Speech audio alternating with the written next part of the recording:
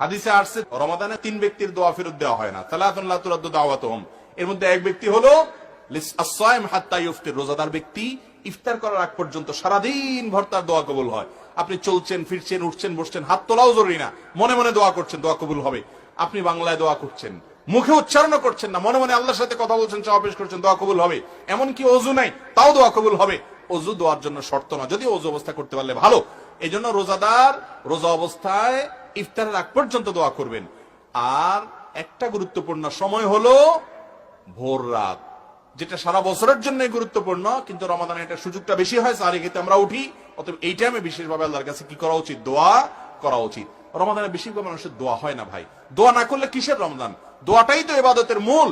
অতএব রমাদানে আপনার প্রতিদিন না হইলেও 15-20 মিনিট আপনি আল্লাহর সঙ্গে একান্তে কথা বলবেন, তাহলে ইনশাআল্লাহ রমাদান শেষে মাপ পাবেন। আপনি দরখাস্তই করলেন না, জমা দিলেন না, অ্যাপ্লিকেশনই করলেন না, কিভাবে মাপের আশা করেন? মাপের আশা করলে দরখাস্ত জমা দিতে হবে না?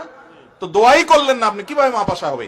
অনেক ভাইরা আছেন রমজান আসলে রোজা রাখে, ইফতার সাহরি করে, তারাবি পড়ে, এই 4 কাজ করে, বস এর নাম রোজা শেষ। দোয়া দুরুদের খোঁজ খবর নাই।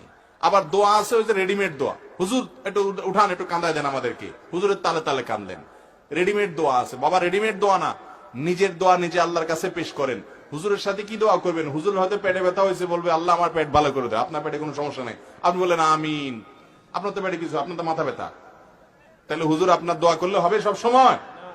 আপনি তো বলবেন আল্লাহ আমার মাথা ব্যথা ভালো করে দেন, হুজুর বলবে আমার পেটে ব্যথা ভালো করে দেন। হুজুর হয়তো আরবিতে দোয়া করছে, কথার কথা আর কি, যে আল্লাহ আমার পেটে ব্যথা হচ্ছে আপনি ভালো করে দেন। আপনি জোর করে বলেন আমিন, তাহলে হুজুরের পেটে ব্যথা ভালো হলো, আপনার মাথা ব্যথা কি হবে? বুঝেন না কথা?